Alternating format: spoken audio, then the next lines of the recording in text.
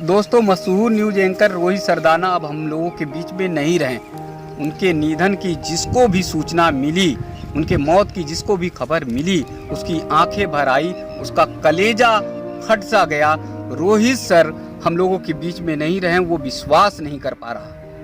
पूरा देश इस समय शोक में डूबा हुआ है। सोशल मीडिया जो है उनको नमन कर रहा है, उनको वंदन कर रहा है, उनको श्रद्धांजलि दे रहा, उनको श्रद्धा और सुमन अर्पित कर रहा और उनकी एक एक बातों को पूरा देश याद कर रहा है। देश के बड़े से बड़े दिग्गज से दिग्गज नेता भी आश्चर्यचकित हैं कि रोहित सर अब हम लोगों के बीच में नहीं रहे, जो इतने बेहतरीन तरीके से न्यूज पढ़ा करते थे, जो आज तक पर चमकते सितारे के रूप में दिखाई देते थे। लेकिन दुर्भाग्य की बात है कि कुछ ऐसे दुष्ट हैं, कुछ ऐसे नालायक हैं, जो कुछ ऐसे देश के गद्दार हैं, जो रोहित सर के खिलाफ गलत तरह की टिप्पणियां कर रहे हैं, जो मीडिया पर, सोशल मीडिया पर आकर रोहित सर के खिलाफ आग उगलने का काम कर रहे हैं। निधन के समय, मौत के समय शांत हो जाना चाहिए। तमाम बार ऐसा होता है कि जब बहस होती है तो तल्ख टिप्पणियां हो जाती हैं, तल्ख बातें हो जाती हैं, कई बार कठोर शब्द भी निकल जाते हैं। तो इसका मतलब नहीं कि पत्रकार वो खराब है, इसका मतलब नहीं कि वो पत्रकार जो है बुरा है,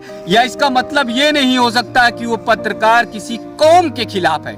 लेकिन जिस प्रकार से सोशल मीडिया पर आग उगली गई और रोहित सर के खिलाफ कुछ लोगों ने टिप्पणी की है, वो बेइंतहा बेकार है, अव्वल दर्जे की गिरी हुई है। और ऐसे लोग अपनी मानसिकता को बता रहे हैं, दर्शा रहे हैं कि वो कितने नीच हो सकते हैं, कितने नीचे स्तर तक जा सकते हैं, कितने निचले स्तर तक गिर सकते हैं। कि जिस समय पूरा देश शोक में डूबा हुआ है, रो रहा है, रोहित सर की यादों में, आंखों में उन्हें बसाने की कोशिश कर रहा है, उनके एक एक पल को याद कर रहा है और उनके महान कार्य को, जब उन्होंने पत्रकारिता जगत में तमाम ऐसे आयाम स्थापित किए, उसको याद कर रहा है। तो ऐसे समय पर गलत टिप्पणियां करके वो अपनी मानसिकता को दर्शा रहे हैं। और मुझे ऐसा लगता है कि ऐसे लोगों को देश में रहने की जरूरत नहीं है, ऐसे लोगों को पाकिस्तान में चले जाने की जरूरत है।